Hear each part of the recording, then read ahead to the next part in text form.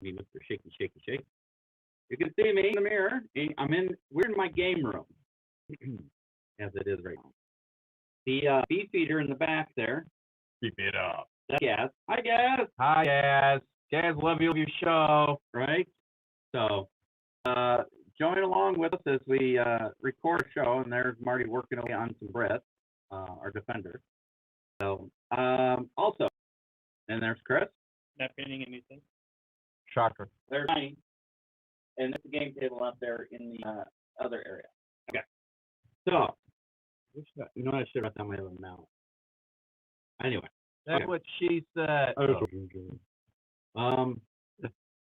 right. So, anyway, all right. I'm gonna move the camera over. Good.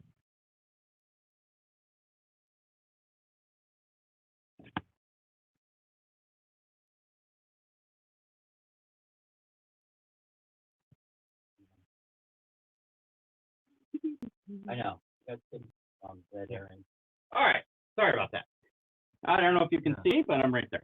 And you can see Marty. I know you can't see them. All right. So anyway, you left the day out. All right. So that's the table done. Marty did some foam work. It's 1, 2, 3, 4 levels high. And then we use canvas trick again. Yep. So it would blend in with the rest of the terrain. Yep. And then we did some movie magic paintwork, and it looks freaking awesome. I turned, and I mean, we did that in what, like an hour. 10 minutes? An hour. The mountain salt? Yeah, about an hour. It was all said and done. It probably was an hour, closer to an hour. I mean, that fleshed out really quick. And Miney is in the house. She would make an entrance. The joys of having a large dog can apparently open doors. You're no dummy. Anyway, so the table's ready to go. Added a little bit of vegetation, in some areas, painted the road. But, we know where the battle mainly takes place, and that's in and around the compound. Great. So, Chris. Yes. What rules are we going to use? We were using the men would be king. And you go to the camera. Oh, yeah, the camera up today. So, guys, I do not have another monitor to check chat if you're chatting. I don't know if Chris or Martin jump on their phone. Yeah. Either restream chat, or if you just one on Facebook and YouTube, just make sure you turn your volumes down so we don't have feedback. So this rule set is Colonial Wargaming Rules by Aspen War Games. Yeah. So we are. Did you print that stuff, by the way? Yes. Woo. Oh, all right. And he laminated it. Nice. Matter of fact, so we are going to use the. Since we've got there, we're showing out. Huh? Nice. So we are using the Men Who Would Be King modified version of Gary from Beast of War rules. Okay, and I think we're going to actually tweak it a little bit more.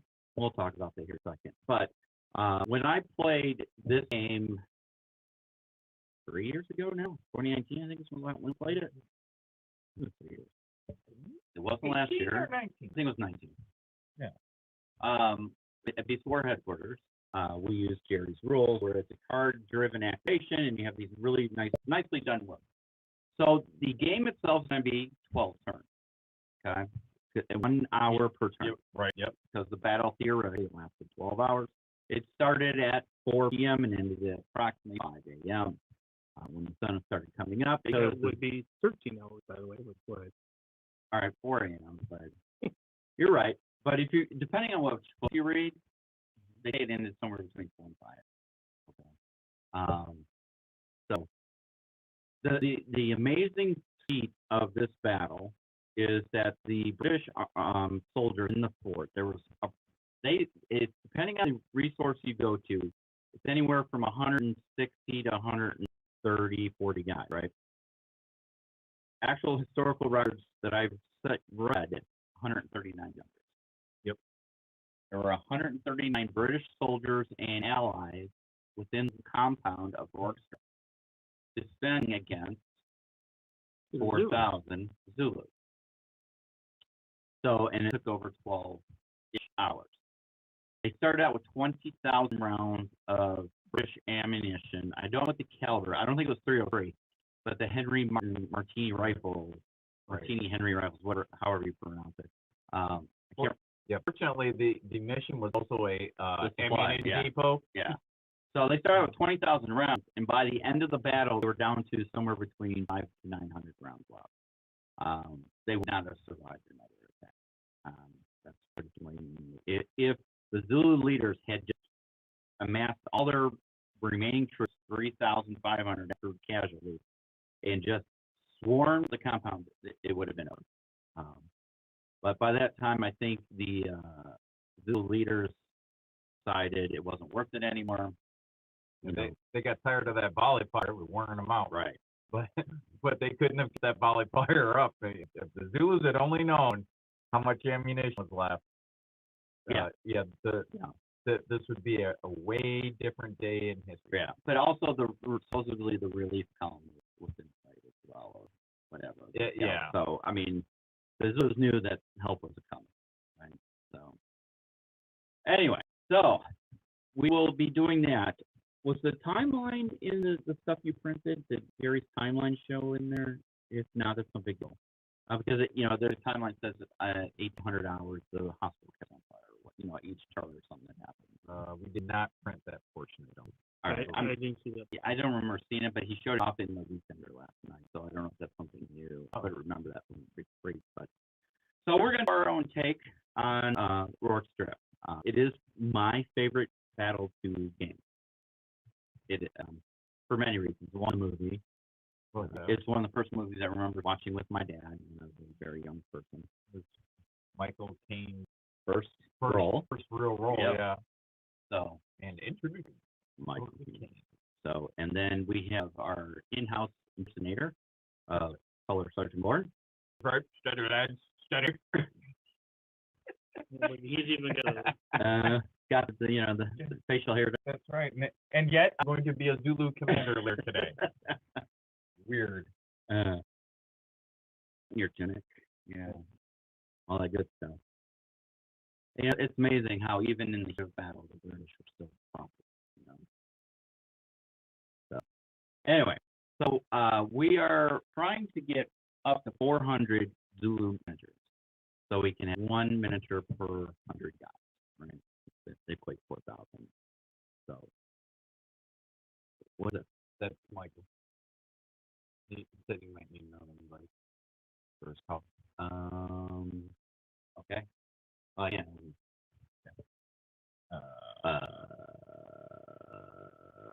We'll pick him up on the next show. Just pick him up on the next show. We'll get him on next one. Just I'm already 20 minutes in, so. All right. Anyway, so there's that. We talked about what we're doing next. Moving away from colonial England to the 20th century. Our next project, which I actually think is going to be easier, quote unquote, it's a blue map, right? And we put a couple islands and stuff in it. We're doing the bedroom thing. So, we'll look at it. So, the way we're designing it is that there are only two tables. There'll be the Admiral's table and then the Battle table.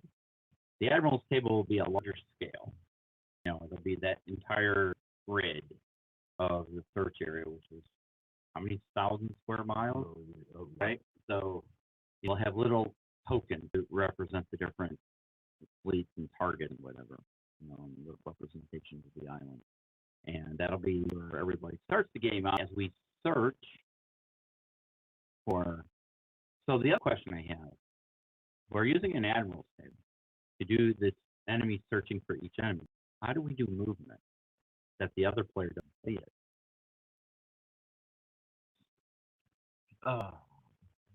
Do we have would it each be two with a division or an Admiral's table with a division? Oh, it'd have to be mirror each other, wouldn't it? Right? Yeah.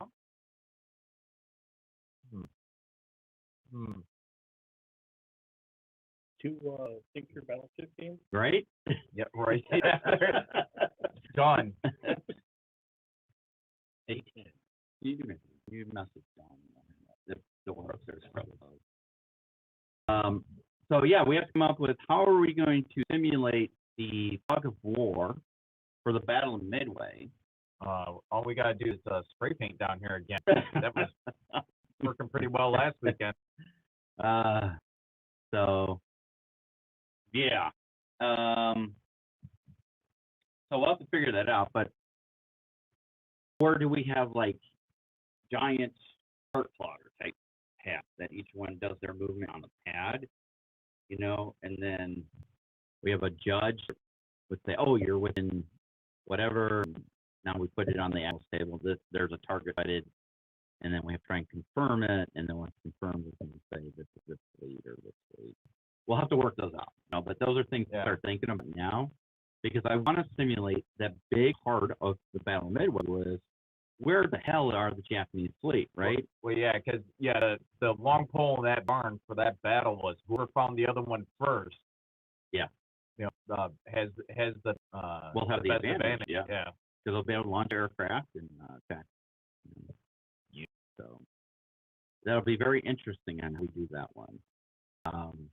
Any idea? Post it. Yeah, please, in the comments section or in Discord channel or anywhere, even on our website. You can comment on the website and put something up there. Yeah, so. if you played a game of that style before and you've got a system that you like or you think would work, please share that. I mean, because I have Midway over there on the shelf over here under Ellen Hill Games. It's there. I have Dauntless.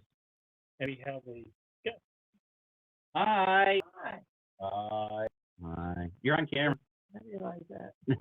You're welcome. Don't get greedy.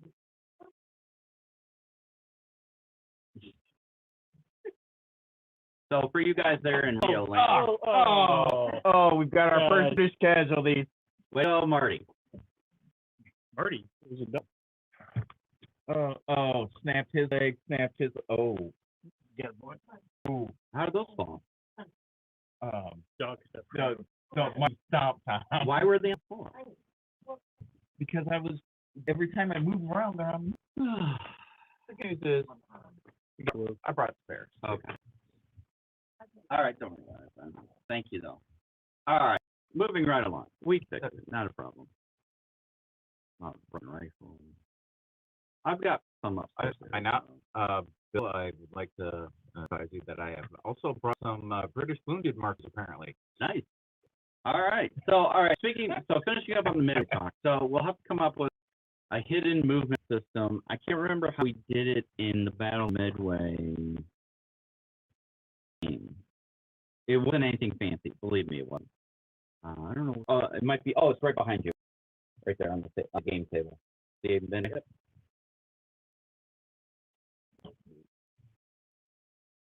So it's I can't remember how I think it was literally you move around the table and you got within so many miles of the other Navy is when you spotted them. And then you went to battle boards, right?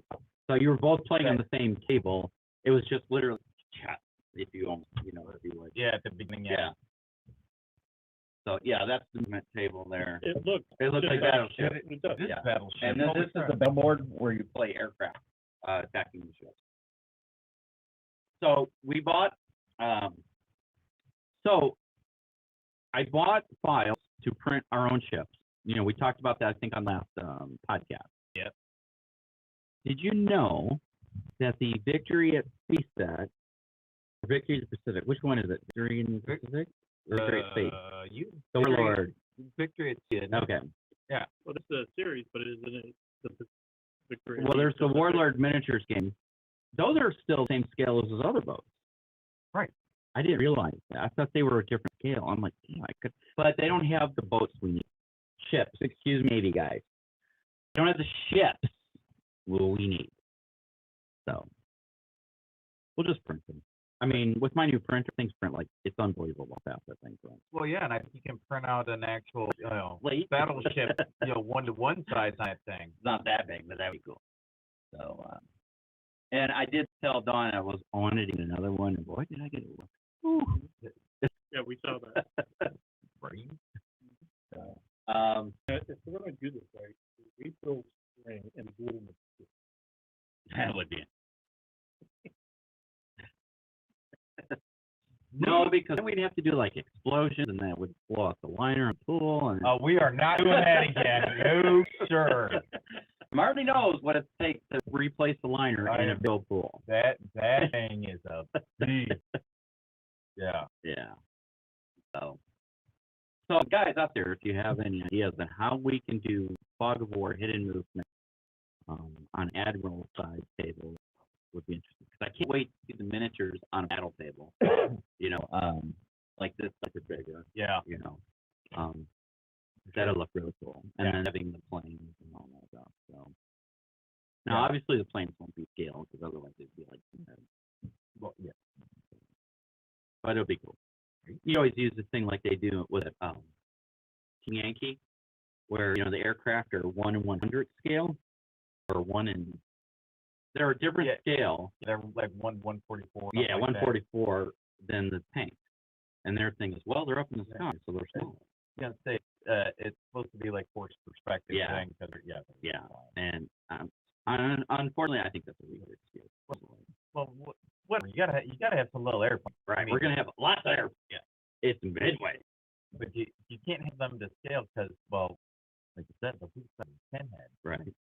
So oddly enough, so as I paint, I have YouTube on usually. It's just something in the background, and I just let it run. It goes to whatever the next video is.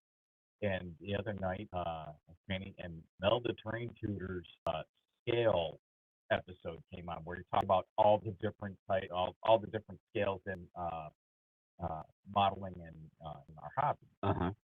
And he was talking about what is it, absolute scale, where it is 1 to whatever, and then our modeling scales, where we talk about it 28 millimeter scale or 15 millimeter scale, as well as then there's the railroad scale, so N, E, H, O, O, all those. Right.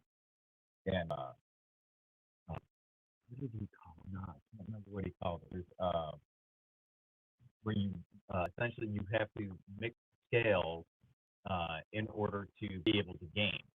So, like, if you're playing 28 mil, for instance, your buildings and vehicles will probably not be truly 28 millimeter. There'll be a different scale for gaming purposes. Yeah. Because otherwise, they just suck up your whole table. He said, as long as your buildings, doors and windows need to be 28 mil, but the building itself, maybe it's 1 to 48, maybe it's 1 to 50, maybe it's 1 to 56. Right. But that gets you in the ballpark. Same thing with vehicles. You get the point that the little vehicle is what your guys are going to be, either attacking, moving around in, whatever. But again, this isn't scale modeling diorama stuff. It's gaming, and we have to be able to facilitate our game sometimes that we're mixing scale. Yeah. 120, 121, whatever. Yeah, whatever it takes. So yeah, I mean, depending on the size of the board, you might want to have different scale buildings. What are you looking for? Blue. He's gonna try surgery. You can have Don bringing down there some right on the table. I already called it down here once, nothing. I'm not gonna do it again. Chicken. Because I don't think I have any more. That's right. Studio. But yeah. So because I was watching a video last night as we were getting to bed on the build of Minas Tirith, like the full blown building Minas Tirith. Yeah. I'm like, holy. So then, of course, my loving wife comes to me and goes, is there any way Sitrep can incorporate this into its stuff? Because that would be cool. And I'm like, are you saying the stuff is not? Wait. She's like, me and historical. And I'm like, that's not harsh. But however, if you go off the Tolkien timeline, is that not historical? It has the timeline. In the third age, blah, blah, blah. Jim's probably sitting there right now going, I was going to say, all the historical geeks are losing their minds right now. Although, it's kind of funny in that, you'll get a lot of crossover. Just because dudes play historical, and that might be their preferred thing. Even at like Little Wars, which is our local, sponsored by our local chapter of the Historical Miniature Wargaming Society. Yeah. a couple of sci-fi games in there. Yep, because the guys like to play it. Kevin. Right. Speaking of it, I saw that a little bit of news. I know you haven't had time so week to get news together. I did see Little Wars put up a thing, looking for submissions, right, or events. Yeah. So they opened up submissions for games and game matters, and did they change location? They're no longer at the Lombard. They're in Sheraton. Naperville this year. They're at the same place that Polar Vortex is this year.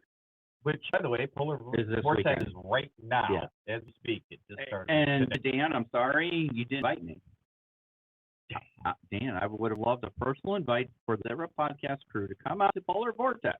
However, unfortunately, my work trip on the anniversary is kind of going to trump that one a little bit. I hate to say it, but that is.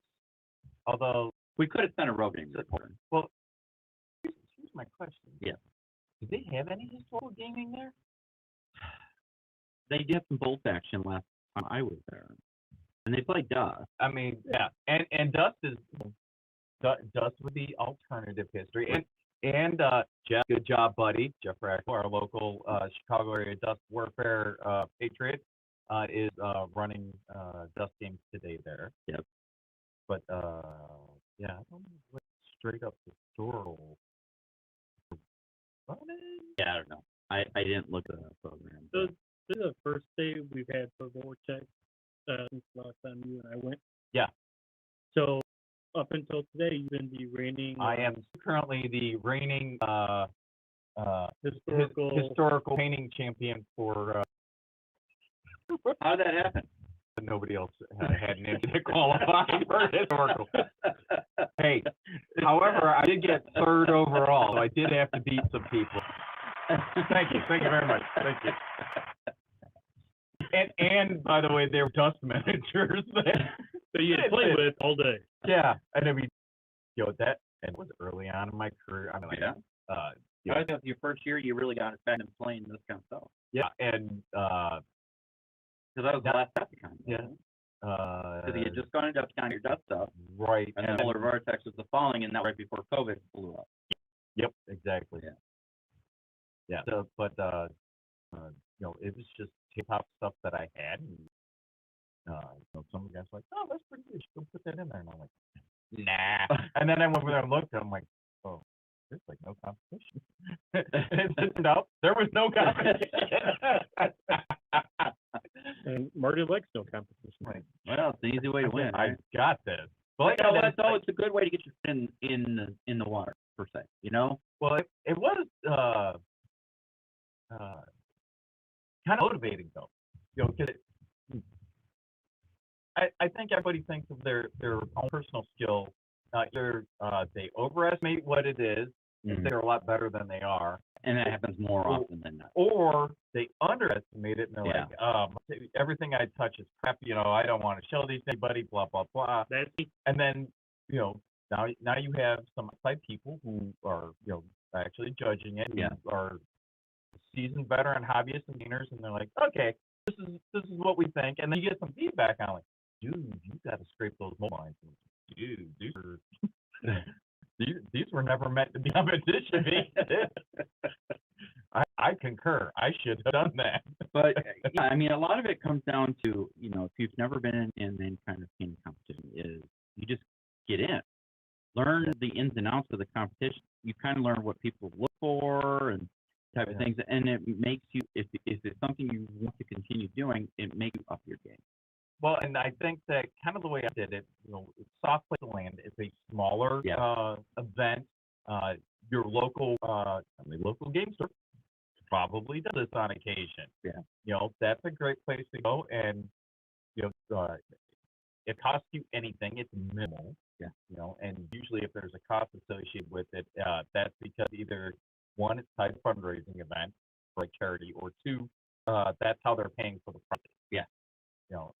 But nobody makes money off of any competition, right? Here. At least not at that level. I don't know if that Golden Demon or something. Yeah. So the Golden Demon's back at Depticon. Yes. Which is a good competition, however. it knocks out 70% of painters Yeah, well, because you can only use GW product. right. So everybody that does some of those beautiful historical or fantasy stuff, it's not GW. Yeah. Can't be. That was the nice thing about Crystal Rush. Yeah. It was everything and anything. Yeah. It's like, here's your rubric, and we don't care where you get models from. Yeah. But I do know a couple other companies are supposedly in their own painting competition there, which will include those other people. Yeah. We'll have to just kind of think.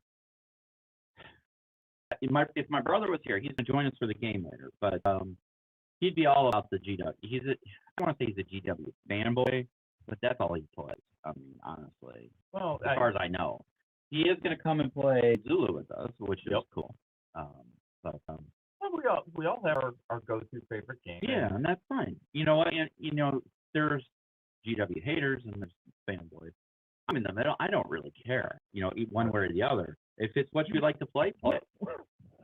If you don't want to, I'm trying to point away from the mic, but there's mics everywhere I look. So I mean, and I don't see why people are complaining about, oh my God, GW stuff is so expensive. So don't pay for it. Well, I was gonna say, yeah, but you have a choice. Yeah, no one's making you buy it. So if you don't want to play it and don't want to pay the money, don't buy it or go buy some hand. Yeah, well, and I'm very much like you. No, I'm not a GW fanboy. I don't play any of their games, although we need it. Lord of the Rings. Right. But they had a really, really nice model. They do. I mean, there's no denying that. I mean, they have some super high quality products. Yeah. They're quite proud of them, judging by the prices. So it can be, pretty expensive. That'll add up quickly, as you try to build your armies. But if you're playing one of their small warband games, probably not horrible to get into. Now, my problem with the GW stuff is much the cost of the model, which they are pricey, but it is what it is. You get quality stuff. It's the fact that they change the rules every 15 minutes. Yeah, they do seem to like to update theirs. And those rules are not cheap.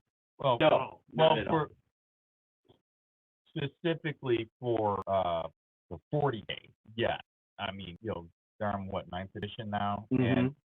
and the other thing I don't like about that system is not only do they change the rules, but you have a codex and an index and a reflex and a bowflex and you gotta have like 9 books to play your one army. Yeah, I gotta have codex and And you can't know all the rules. Right. Well, and then the other guy's got a different army. Yeah. He's got to have all those books as well. And if you want to know what his army really does, you have to know what's in those books. Yeah. I find the entire black library of codexes to play a game because those books aren't cheap either. Those as well. I'm looking for I have somewhere around here, Warhammer historical. They used to make historical rules. Oh, cool. Could you imagine if they got back into producing historical games and models? Wow. Yeah. That could be interesting, right? I mean, would people buy them, for one thing? How would that affect other manufacturers if they come out with the same quality of minis, that they currently do in historical? It'd be interesting. I mean, it would be because I mean they're a big company, and so many of the particularly so many of the miniature makers in the historical realm are actually smaller businesses. Some of them are just mom and pop shops. I mean, well, and that's the thing. That's why I think Games Workshop got out of it originally. There wasn't money in historical, right? Historicals is not the big money maker. Sci-fi is, truthfully. If you look at a historical gaming convention, what is the demographic, right? It's us. We were Old talking guys, about that last time. We talked about this, I think, at Wars last year, right? Yeah. We talked about how do you get younger people in, but so it's a more limit. I mean, miniature wargaming in of itself is limited as it is. Yeah. Then you scale it down to historical, you know, Yep. and then it's even smaller market. And it worth the time and money to invest in printing and mold making and all that stuff you gotta do to create a miniature? I'm gonna be honest with you. For historical stuff, and I love Warlord stuff's nice. Yep. Empress is really nice. Yep. Spectre stuff is nice. Spectre, yeah. The stuff that's coming out from Black Powder Red Earth has been good. Ultra Combat Modern, you know, Dish Dash guys. Yeah. White Dragon. We reached out to the guys at White Dragon. I guess they're going to send us some things for review. I cannot wait to see them. Because I do have a few of the models, and they're really nice. Really. Well, nowadays, everything, if it's being sold, pretty much has to be nice because you can print so much on your own. I mean, look at these guys in front of us. You know, if you're looking on the video portion, or if you watch the game later, most of the miniatures on the table are 3D printed. We printed them on our printer. There's a few that are Warlord or Perry miniatures, and you'll be able to tell the difference. But 90%, Yeah, they'll be metal. well, I mean, some of these are Warlord miniatures. Yeah, the Zoo. Yeah, the Zulus are. And the metal I did not know the metal miniatures that come in the ones of Buffalo Warlord set are actually Empress miniatures. Oh, no kidding. Yeah. So, but 90% of what you'll see on the table in the game is 3D printed. I bought the files and we were able to print them up. Tremendous money saving because I think I can't remember what I paid. It wasn't a lot, $30 maybe. And producing 500 plus minis. You know, can you imagine? That almost covers the cost of your new printer. Easily. The new printer is $300. So I have saved, in my selfish way, I have saved me versus going on, because if you current market price a sprue of 8, was it 8 or 4 British soldiers from Warlord, a sprue, I think it was 4, is $16. So $4 a minute. $4 a miniature. I think they were 4. Yeah, $4 a minute. And we were printing 139 plus, right? 139 whole. Yeah. Yep. Now, So John, he's trying to justify another printer. See, look at all the money he saved. and think of Harry Potter stuff we could print. I got to throw the Harry Potter angle in there, right? Yeah. But be fair to all my friends in the industry, you know, Big Ben over there at Foreground, Ian, and everybody on Stollard over at Warlord, and all those guys. Long. And Chris Long, you know, Chris Long's a 3D printer. He's not a manufacturer. Yeah. I'm talking to the guys that actually print or create and mold make mints, you know, and sell it. That's their livelihood, right? I totally get it. Sooner or later, my theory is those companies are going to transition to subscription-based 3D modeling. Where somehow technology's going to get to the point where they create a file that allows you to print 30 minis and then the file locks up, or I don't know, you're the computer guy. Some sort of digital wasteland. Yeah. DR model. Yeah. So, because otherwise you won't be able to survive. You buy it once and then, you know, who needs it, right? Yeah. So, Yeah, because you know, there's many kind of independent sculptors, I think, that already do that through Patreon or through Tribes on My Manufacturer or whatever. But as you said, once you downloaded that file, you download that file. You can print as you want, like hence what we've done. So, you know, for sustainability, you know, and there's still a lot of people out there that say I don't mess with 3D printing, which is fine. I actually had a discussion with Tom Hollis from Fat Dragon Games the other day because he got a new Ender 3 FDM printer. You know, and he printed up a sample mini, and it looks amazing. And I'm like, you know, that's a great for an FDM printer. It's amazing what he did on an FDM printer. Meanwhile, and I said, you know, for miniatures, I prefer resin printers, and for big terrain pieces, I could see an FDM printer. And then he gave me the big long reasoning to why he will never have a resin printer. Fumes and toxicity, and somebody got sick, and da-da-da-da-da, right? To which he has valid points. I'm not going to say he doesn't, because smell anything off of the printer. For resin printer, Yeah. well, you can't smell. And it's not COVID. Yeah. So there are strengths here, no doubt about it. right? But you can also get some eco-friendly resins where that is really. I now use, there's a lot of plant-based resins now. I have not used those, but I'm using a water washable resin now. That's what these guys are printed in. And it does amazing work in 4K is what, that new printer is a 4K printer. Amazing work. I mean, really amazing work. I think the Zulus I printed are nicer than the Brits, I think, as far as detail. But, yeah. So. Yeah, the biggest fume I've ever had to deal with was the isopropyl alcohol. Yeah. That's Yeah, and don't Get drink, a bottle of it. yeah, don't drink it all at once. You get headache. Right? So. I don't know if it's the. So I mean, to each so their own. But I mean, there are still people out there that don't want to or can't have a printer. So I mean, there'll still be demand somewhere. I just don't know what it will look like years to come. And I think that there's probably still going to be a demand at some level for metal miniatures, whether it's just nostalgia of it, people prefer the weight of them. There's folks that are still going to want those. Well, there's only one way to get those, and that's casting them. And those will have to be manufactured by somebody who has the ability to cast. Right. That's not a at-home cottage industry DIY kind of thing. Yeah. That's a little more involved. Exactly. Although our good friend Chris Long apparently has two casters as well. Yeah. So he actually used to make metal miniatures. I think he just likes to flex on me every time I mention something. That's what I really think.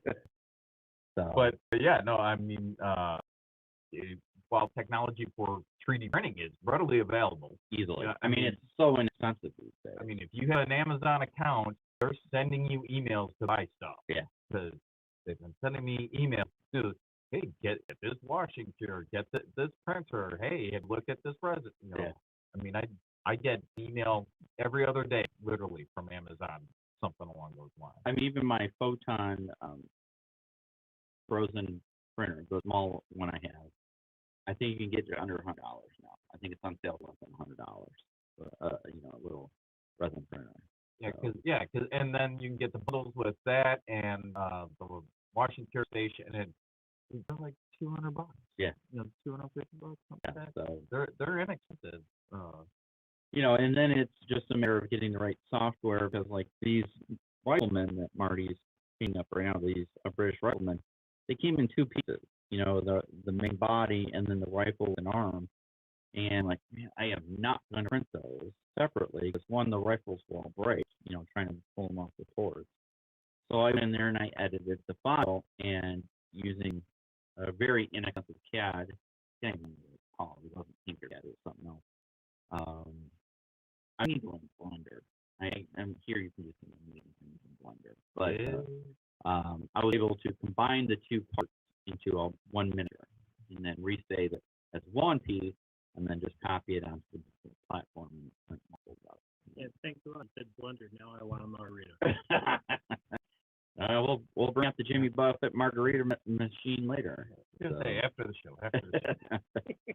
That ever stopped that. So, one of the things I forgot to talk about, or forgot to come back to when I was talking about the rules that we're using for today, is there's one thing that was in the movie. I don't know how historically accurate the movie is, obviously. There's a lot of artistic interpretation, because who knows what they really said. Do you think Shard and Brownhead really had a discussion on their data rank and enlistment dates, and to find out who's going to be in charge? And by the way, they got the dates wrong, if you read the actual service record. But the point was that that was pretty cool that they did that. Did they actually have this conversation? So obviously there's some artistic license because there's not a scribe writing on everything that was said during the battle. So the point being is they actually have a flying platoon, right? Yep. So as it stands right now, I do not think there are any rules for flying platoon in the main rule or in Jerry's alterations or additions. So we'll probably add a rule for flying platoon. We just have to figure out how to make it fair, because you have to come to close order of volley fire, how to make it. one of the biggest frustrations I had when we played the game the first time. Again, the rules are really well. I thought for the circumstances, very good. And Jerry's interpretation and additions were very good as well. The one thing that kind of really drove home for me was that each turn takes 1 hour. So in that 1 hour time frame, one turn, you're only allowed to shoot once or move. I know I wasn't in the British Army in 1879, but from practical experience, you can do a whole lot in 1 hour. You can do a lot less than 1 hour if you're under fire and you're moving. There's you move slow and fire and movement, blah blah. But I think for gameplay purposes that there were times where we were playing the game and it's like, all right, I'd be able to move in 5, right? Move these guys up, move guys from the north wall to the south wall to reinforce, and then be able to shoot. No, you can't do it. It's just one of the, this is what you get to do. And I'm like, dude, it's an hour. It's not that far from the north wall to the south wall, right? You're right. So, and these are British troops. If you've ever worked with British troops, those guys don't fuck around. When they say move, they're already gone. Your sergeants are allowed to hit you. Wait, it should be. Right? I mean, I don't know if they're allowed to, but they will. Strongly reinforce. I have seen airborne sergeants from the para regiment smack a troop in the back of the head because he, did something very, very wrong with his rifle. Tapping in the forward. Yeah, that's just a tap on the forward assist. It's part of immediate action when there's a malfunction. Right, and hey, make sure you buy merch. So that's always been a contention of mine, is that the Zulus, I can understand, this is where it gets not fair in my eyes, but fair, is that it's the same thing for the Zulus, right? They can move so many inches, but I'm talking a stand of, if we have our 10 model stand, that's 400 guys, right? Yep. Okay, it might take 400 guys a while to move everybody, So I don't know. We'll play the game. We'll see how it goes. And they're famous for what, Marty?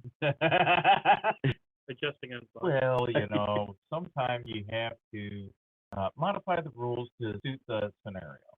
Benghazi. Well, one of the things as I was reading through this, and watching some of the videos, there's a gentleman out there watching some videos, and for the life of me, I can't remember it. Remember his name. Good stuff though. But some of the battles that he played with the Zulu, they get pinned down so easy. If you lose 6 miniatures, right?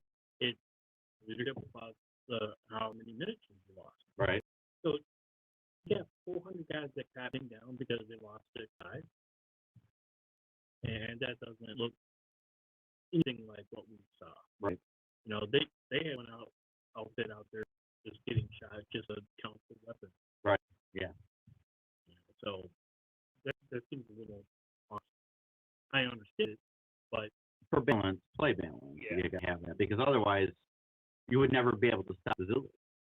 Truthfully, because if you're doing a stand of 10 and you shoot down to pin them, and that's supposed to represent how many hundreds of Zulus, but you have hundreds more to go. Then it's like, if you can't pin them, or it's not much pinning, it's making them fall back. Think of it that way. They take. You fall back if you lose your rally. Yeah. So I mean, if you're pinned that many guys, I think the terminology and the practicality or the real world is a little different, but it comes down to balance.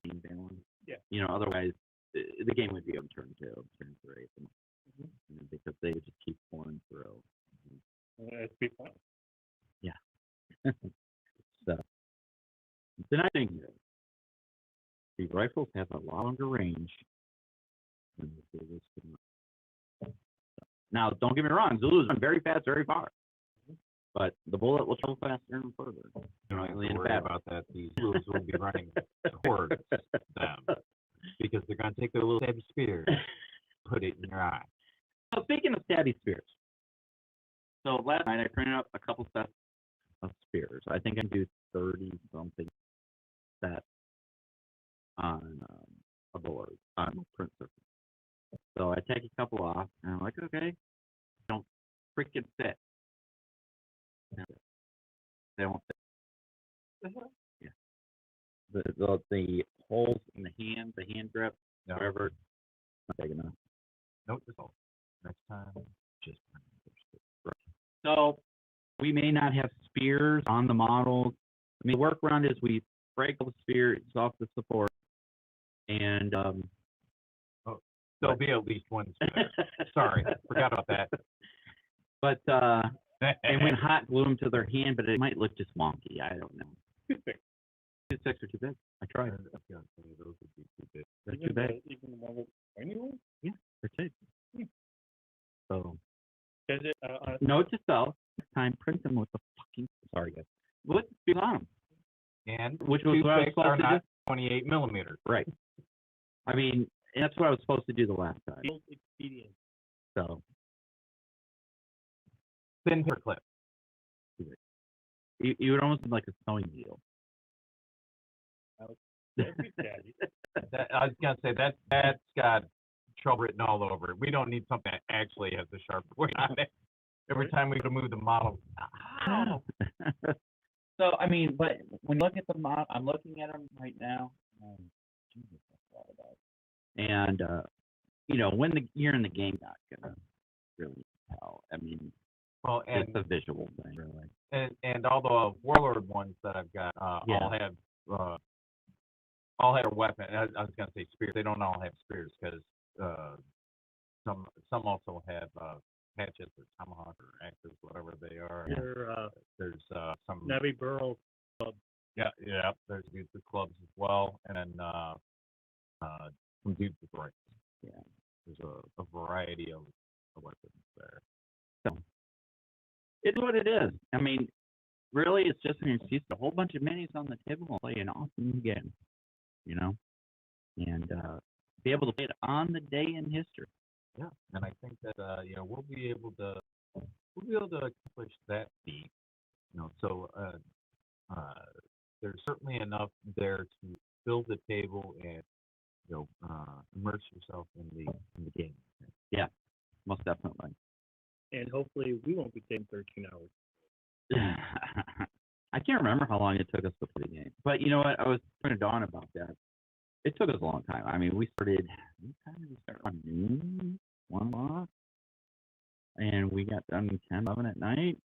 But there was a lot of grab after going on, and there was also a lot of people playing. You know, so I think we started out. We had 4 or 5 guys on each side. Oh wow, yeah. You know, so the more players you have, the longer it takes because everybody's got to think and do their turn and blah blah blah. So How many pints did you have? actually, I didn't really That many, huh? drink during the game. We went to the pub afterwards, but during the game, shout out to Turf and Surf in Coleraine, Ireland. Amazing hamburgers. That's where we eat. Amazing. No, we went to Spoons after Weatherspoons. For those over there, you know about it. We went to Weatherspoons afterwards. So, it was a good time. Very good time. Can't wait to be able to back over. So, yeah, we'll play it and see how it goes, and we'll go from there. And guys, I don't know the format of I don't think we're just gonna let a video camera run. That might just be boring. No, that's kind of. I think the game's going to be way too long. Yeah. To So do what a we might long do is format. like a turn. This is what happened in turn 1. This is what happened in turn 2. We'll do an introduction, and then I'll probably meld those all together into a final video to release after editing and such. Yeah. So, yeah, we know better. yeah. And we'll do a little summary. what Exactly. happened, And go from there. So, today, believe it or not, guys, we're actually going to do a project they said we were going to do months ago. I know there were doubts. On time even. And on time. So. And if I get this done, painted. So, And so then, we'll work on midway. Yep. And then somebody said, well, what are you going to do in the meantime? I mean, June's months away. It's not going to take you 6 months to midway. Well, we have to do the croupier sticks and the mics. Okay, we gotta order some stuff. We gotta build our sink. So, well, we have Black Powder Red Earth to review. So we'll we'll probably bring out our demo table and do a quick, review on it. We also have Adepticon, Yeah. as well as Little Wars. Our local one will be a couple weeks after that. Yep. So, so I do a review on the Army Painter airbrush set. I used those yesterday. So far, so good. I'll let you know what I really think. So here is a little new tidbit that I did catch out. Like you said, Army Painter reminding me of it. So the speed paints are going to be released in February. Mm-hmm. Well, because all the big animals have already gotten their demos and they're showing off videos of them using the speed paint. And so far, everybody liked better than contrast paint. Well, even if you don't like because what channel was it? Sigmar had kind of mixed reviews on that, Mm-hmm. but at half the price of contrast paints, he was willing to be mixed about his review. He still recommended them. But and totally the reviews I've seen, most people seem to like them, and they really like the price point. Yeah. And the guys from Army Painter, they may really be on something. One of the things, one of the critiques that I've heard is that the line of colors is limited right now. Which, one, it's brand new, so maybe it is, maybe it isn't. They still have their mega set up like Mm-hmm. Here's the truth of it is, I have the mega set, the one that includes every color that Army Painter has. Same here. And Don't know why, but I exactly. And to be truthful, I bought it because it is awesome. I want to have this. Yeah. I'm going to have every color. and you use 10 of them. And I literally probably use 20 at the most. There are colors I've never even opened, right? And I'm like, nice when to am I have going to? It is, but see, the problem is, part of the problem is that I don't do a lot of fantasy and sci-fi stuff where you could use a lot of those colors. Turns out you don't need metallic mauve. Right. Whatever. I mean, So, because of the style of painting I do, which is mostly historical, now if I got in, even if I did Napoleonic, there are a lot of colors I will never touch because they're just not used. Now, if I go into sci-fi or fantasy, then hell yeah, I'll paint crap just weirdest colors ever. Speaking of sci-fi and stuff, my brother is a 40K player, like I said before, and he would like me to play, and I've never really truly played the game. I had 8th or 9th edition sitting over that I've never even opened. Go figure. And I have Tau. I like Tau. I like the basses. I like that mechanical stuff, right? Yep. So, I'm looking at the paint schemes, and I'm going, I don't want white under the traditional Tau colors. And then, like Stormtrooperish. And then somebody painted theirs blackish or red or something. I'm going tiger stripes. Vietnam tiger stripes. there you go. you're getting for punishment with the pattern, though. Yeah. I'm saying it wouldn't look cool, but that's a lot of work, brother. Yeah. And thank God airbrushes. And since you talk about the painting stuff we were talking about earlier about the competition of Marty's friends, you're like, hey, I want to get in painting, and then you look at stuff. But yeah. So, guy that I go to church with, Steve Herner. Hey, Steve. I say that like he'll let listen. But hey, Steve. Mr. Herner to you. Holy hammer, her. He hates being called Mr. Herner. That's my dad.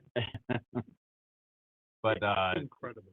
Yeah, but Steve is he's a high level hobbyist, and he runs 2 Age Sigmar tournaments a year. Mm-hmm. So he runs Holy Hammer and Holy Havoc. Excuse me, the screen name is Holy Hammer. It's Holy Wars and then Holy Hammer because it was literally a church league that got started. So Isn't that funny? A church sponsoring Age of Sigmar based upon deities of fantasy and yada yada yada. But incredible. I mean, You don't know, look but at you know his what? Stuff is just But does that not drive you to do better yourself? no. yeah, I was gonna say yeah. Very simple. No. I mean, I'm like, nope. like he has figured out like green stuff sculpting, which I can't do. You know, I mean, I can very well. I like Santa stuff. Okay, nothing like Yeah, but I mean, this people do like long flowing cloaks. Okay, but it was based upon practice. Yeah. The more you do it, But that was my point. Is like he inspired me to do it. yeah.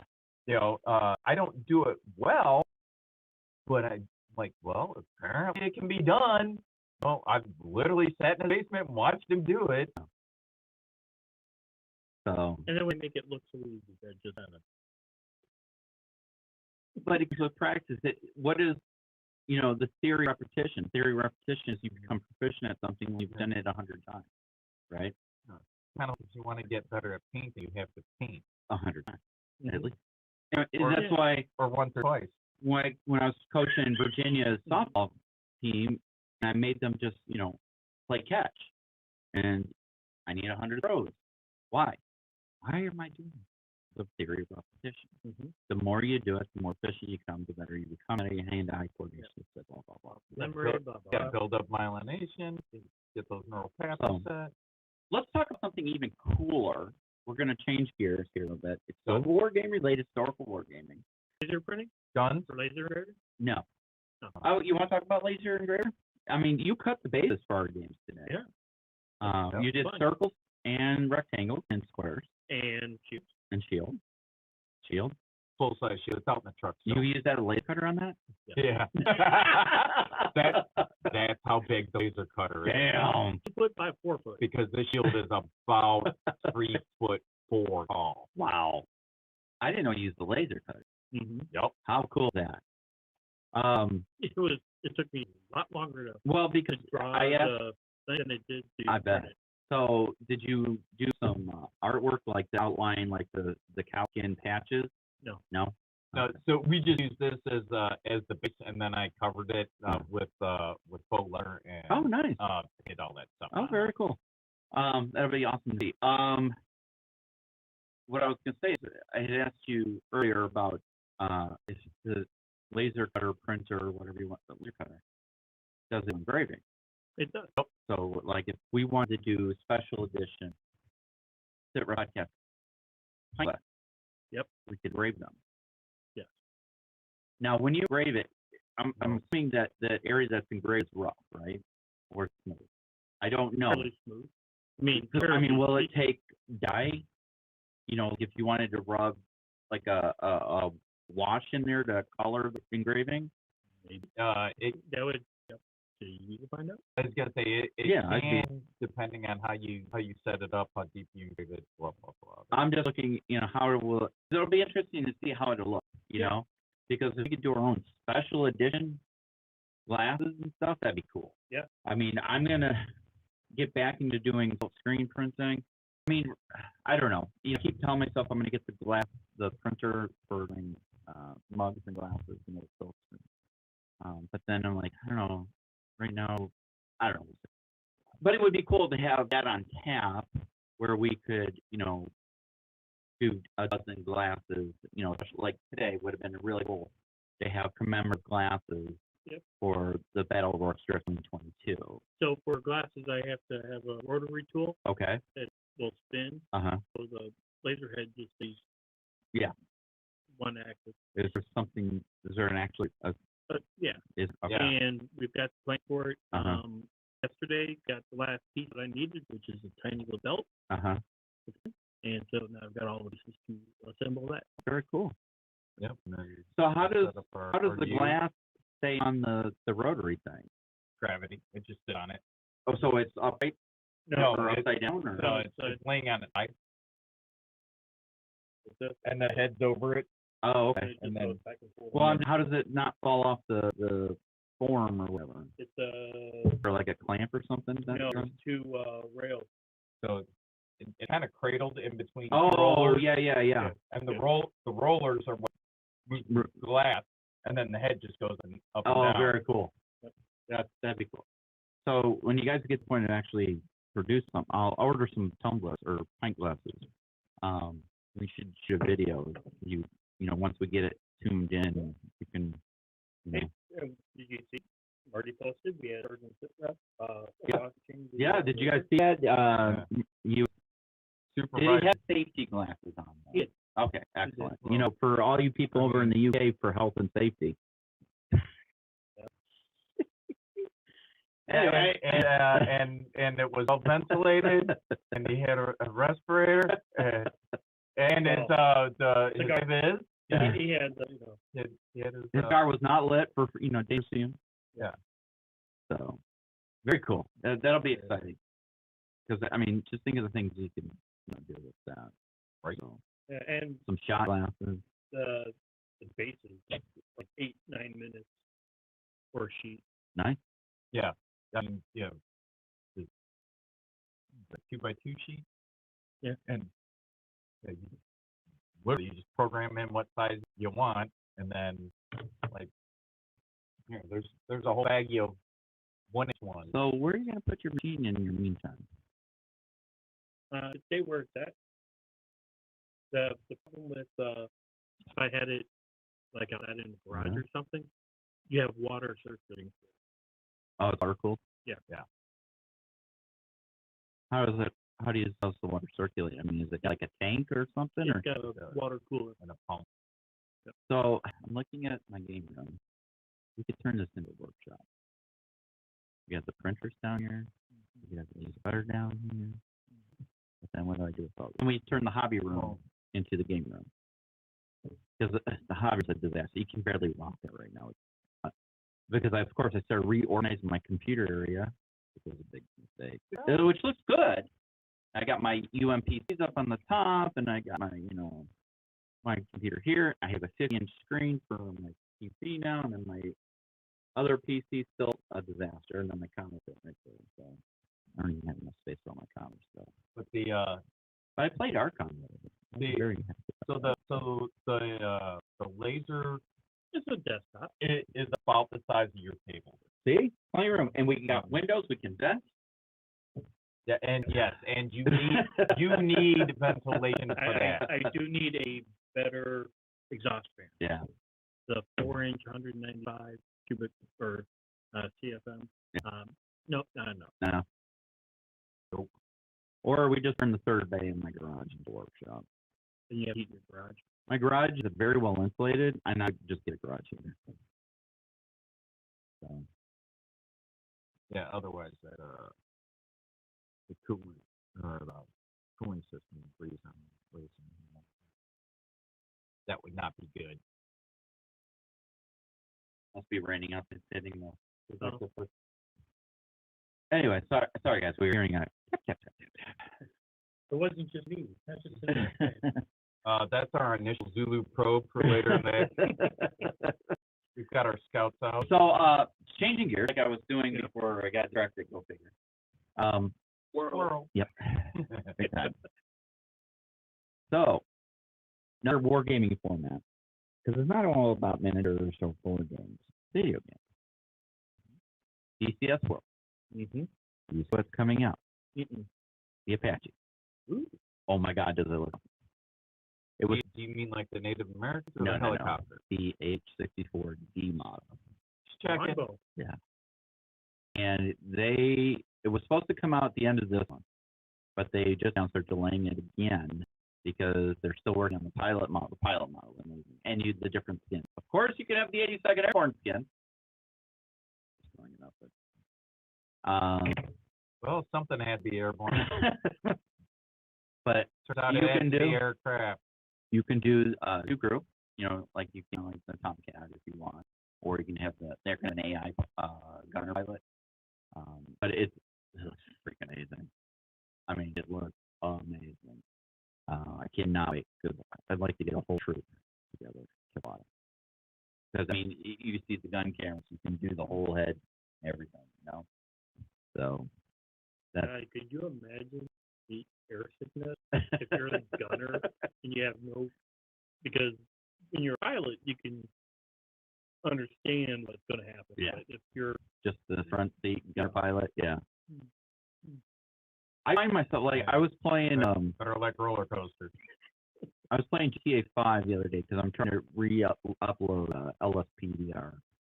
That's the play simulator that you play in GTA 5. And I was driving down, and I started to get motion sickness because I learned, and I don't get motion sickness, but because it's a video game, my body's not moving, just the screen is. And your eyes are detecting movement, but your ears aren't.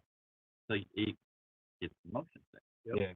Because of the What I did find, though, when I'm playing VR in DS World, I don't get that because I feel like I'm really immersed, and I do find myself moving, you know? and there's definitely a setting because when I play on yours, I don't get that. Yeah, But when I play on mine, I do. yeah. So, yeah, I don't know what it is. But so the patchy's coming out. And you know, with the Syria map that's out, that'll be pretty awesome. You have collective. No, I have the Warthog, but I'm gonna get a collective. I think I'll see. Here's the problem. Problem is time. Got enough time. that's part of the problem. But the other problem is I'm supposed to be thinning out the stuff that I have. Because eventually, my wife and I, we have a plan. We're going to sell everything we own, buying a boat, and we're going to sail the Caribbean, and then maybe points beyond. You can't have all the shit on a boat unless you got like the Titanic. Yeah. You know, I did see the USS That would not be a Kitty Hawk. good one. Yeah. Yeah, it's on its way. Yeah, it's on its way for scrap. I wonder how, There you and they only get a penny for it. I'll give them $1, right? We'll just anchor it in the Caribbean somewhere. It'd be a floating hotel. Yeah. We'll make it a game convention. The flight deck, the hang deck, could be a game convention. it could literally be an Airbnb. Oh, can you imagine that? An aircraft carrier as a historical wargaming convention site? That'd be nice. That would be. So, but anyway, so yes, I want to get a collective. And I know there's a couple companies out there that make them. I think one is Wing Win or something like that. And then Verpal or something. They're foreign companies, but because they also just released Blackhawk as freeware. It's a free mod. And I was watching a video on that the other, and it looks really good. 90% of the switches and everything in it work like the way they're supposed to. It's in beta, so there's still stuff that doesn't work. Like, you know, you don't see your crew members. You can sit in the pilot, you can sit in the co-pilot seat, you can sit in, or the your seat pilot seat, however you want to term it, depending where you're from. You can sit in they call them the gunner seat. Crew chief. Thank you. Crew chief. Thank you.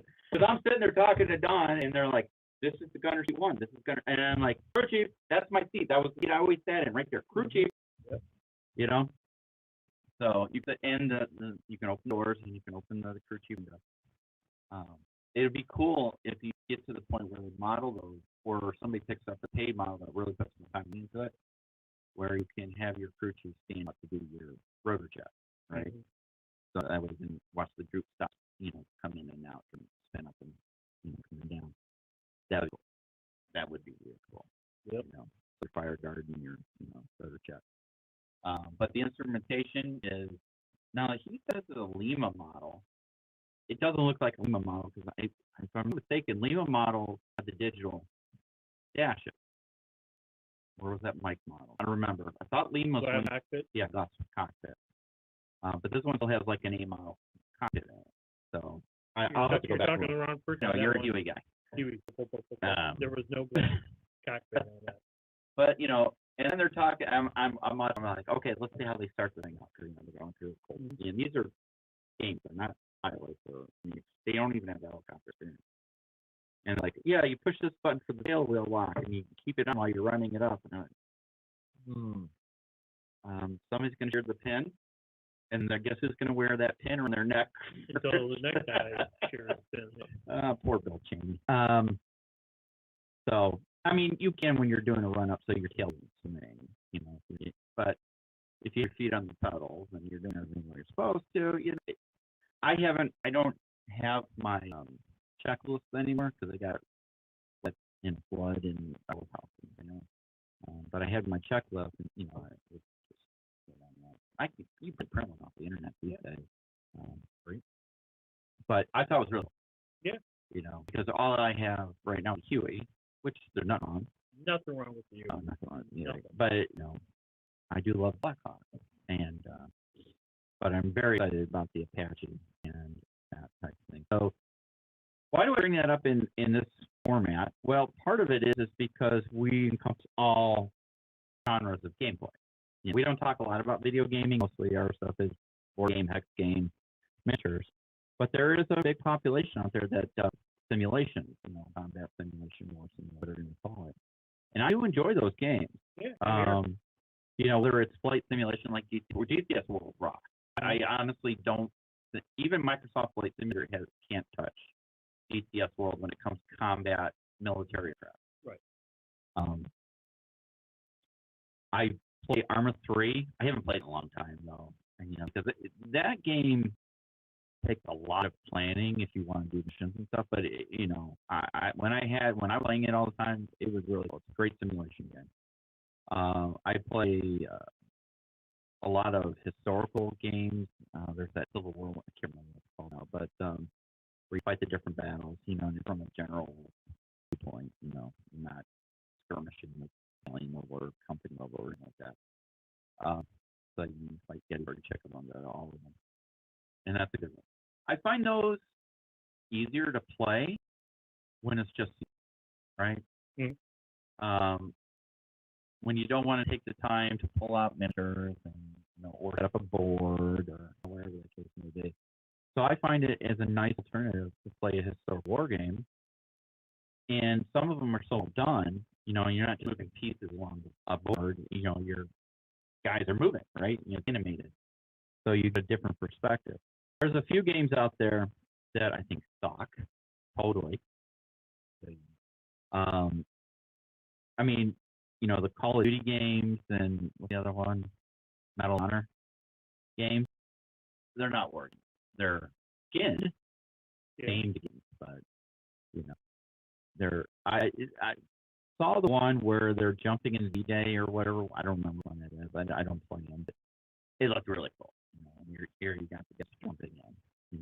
It looks really good. They do amazing animation, but game it turns out to be just another shoot 'em game. You're running around shooting people, right? Nothing wrong with that. It has place. I mean, if that's your cup of tea, grand. But sometimes you just need to shoot. There are. I'm mission driven, right? And they'll say, well, there's missions in Medal of Honor and Call of Duty, but half the time when I've played the multiplayer, you're just running around shooting people, just rack up points or whatever it is. There's that World War I game that came out. What was it called? It just came out not too long ago, and it looked really good. I'm like, that's a World War I game. How many World War I games are there? First person view. It can be third person view, first person view. And ended up just running around shooting people. Yep. I'm like, this is how tactics work. This is not how battlefields work. Oh my God, we're just running around shooting people. Right? So. Well, on some level, you can't be realistic because seriously, you're. Trench mortar would have sucked this game. Right? Yeah. All right, Private, pick up that shovel. Yeah. There's 5 million sandbags. Get to it. Yeah. I want them done by 3 o'clock. Dig the ditch, fill the sandbags. Yeah. Have your partner, move them. Yeah. And you've got to have your feet in water the whole time. Right. But now there are other games like Arthur just did Combat Commander or Close Combat, where he did Stalingrad, and that series used to be owned. That series used to be owned by Microsoft Studios back in the day, and now I think it's MMP that has it, or Slytherin, or somebody has it. I have some of the versions, and it's a good combat simulation game, war game. You know, it's not on the arcade side; it's really strategy. Valor and Victory, which, by the way, Sitrep is partially responsible. It's really Jim, but I mean, part of the Sitrep podcast is credited with the Stalingrad DLC download pack, or whatever we're calling it, that comes out next month, I think it is. So you can see our name in the big time. Yep. So there's another game, or a series of games. Some people would probably be apoplectic, by me saying this, but good games that you learn stuff from. I mean, any game that you learn stuff from is good. Yes, most definitely. Believe it or not, look at the Assassin's Creed stuff, because the areas that you're running around, either Egypt or Greece, and you're learning about some of the stuff. You're learning about different cultures and why some of the things are going on, and you see the Gale, the new one, Vikings, and everything. It's good. I mean, like anything, it gets to be big grindy, but yeah, what more is it? Yeah. So there is definitely a place for video game war gaming.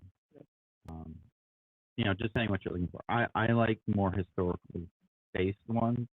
It's not just I run around and shoot and capture a flag thing. So Valor and Victory is a good one. I'm still trying to get Jim to formalize our own game, Sitrep Skirmish. He does it virtually in Excel. I'd like to see a transition to either Vassal or the Tabletop Simulator, and so people can interact. Versus just Jim doing all the interactions and somebody tells me to move my piece, blah blah. I like to use that two-way interaction, but yeah, there's so many formats out there, and it's just amazing what you can do with wargaming. So, guys, let's hit that mark. It's about that time. We got to go take down the Zulu Nation. Breakfast. Breakfast? What do you mean, no? Breakfast? Well, yeah, breakfast. No, take down the Zulu. No, take Zulu. No, take you down. No, the breakfast going down today. That's So, guys, make sure you check out our video snippets later on the defense of Rourke's Drift, or the Battle of Rourke's Drift, however you'd like to term it. Yep, and the Zulus are going to crush. I don't know. They're going up against the Lomax brothers. That's First time the brothers have been together in combat and on the tabletop in a long time. Well, it turns out you don't get any more crits, so. So we got to finish up painting. Slap some wash on some of these guys, do a little ground coating, and bada bing, bada boom, ready to rock and roll. Yes, I'm seeing my guy. He thinks he's. It's gonna be a long day. Yep. So, guys, thank you so much for joining us on this episode 2 of C7. We apologize to our special guest. He was supposed to join us this morning. He will join us hopefully on our next episode as we talk about Adicon. Yep. Michael said that he was available in 2 weeks, so we will pick him up at the next show. And guys, it's awesome having you here at the table. I honestly think we should do this more often.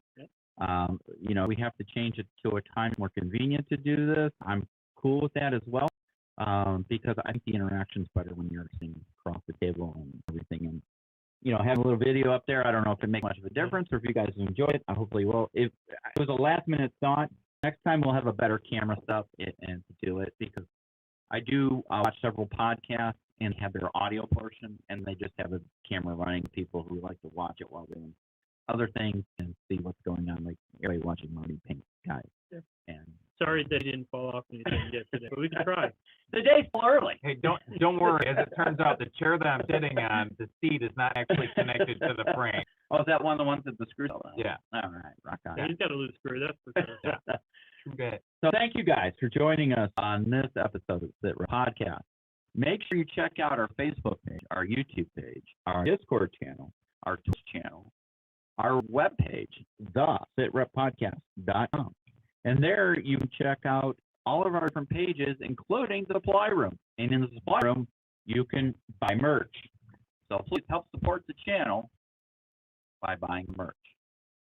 For Marty and Chris, Bill, and we appreciate everything you've done, and we'll see you next time. Take care. You have been listening to the Sitrep podcast. We hope you have enjoyed the show. Make sure you like and subscribe to all our channels on Facebook, YouTube, Twitter, Twitch, and Discord. Remember to join us every other weekend for a new episode of the podcast. And don't forget our other programming on Wednesdays and Sundays. Thanks for listening.